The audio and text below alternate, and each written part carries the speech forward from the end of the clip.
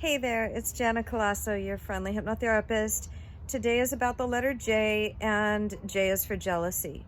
I'm in the middle of a meditation. I just paused my meditation because I got the content for the video. In the meditation, I saw an intestine, and in the intestine there was this diverticulitis pouch of festering, yucky stuff, and it was jealousy. And the whole imagery was like, there's no exit out of there other than a whole bunch of suffering, a whole bunch of infected thinking. So number one, you know how bad jealousy feels. I've had a number of you coming to me recently with some variation on a jealousy theme. And there really is no shittier feeling. You know what's wonderful about having a shitty feeling? Is that it gives you the first clue of what to do about it.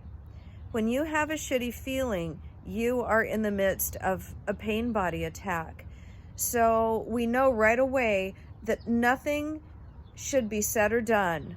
No action should be taken and no decisions should be made while that feeling is activated in you.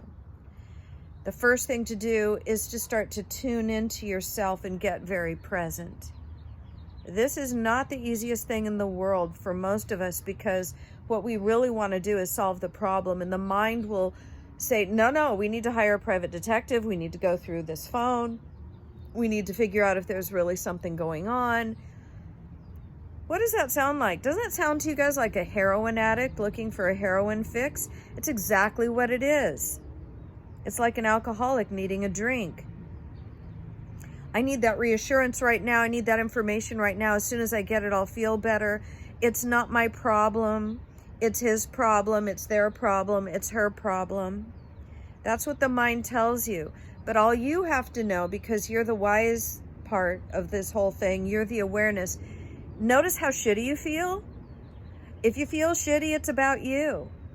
And chances are you've lived in this paradigm or this realm of being called jealousy for a very, very long time. Bless your heart. I would not wish that on my worst enemy. And being someone who is very committed to eliminating issues at the level of cause, let's begin to eliminate this issue of jealousy at the level of cause. Stop evoking the worst behavior out of the worst people. The issue of what to do is a real world issue. But what to do when it's done from a bad place is never going to turn out the way you want. Not long term. In other words, even if you get that reassurance you want, you're still in a realm of jealousy. It's just dormant. You're like jealousy waiting to happen. You're like needing the next reassurance the next time the person is 5 minutes late. Okay? So you're not going to figure out any of this when you're in the midst of a pain body attack. That's where we need to step away. We need to work on ourselves. And once you realize, working on yourself isn't getting qualities that you don't have. You already have all your good qualities. It's about releasing, letting go of these feelings of needing somebody else to validate you, about needing approval, about seeing yourself through the eyes of other people.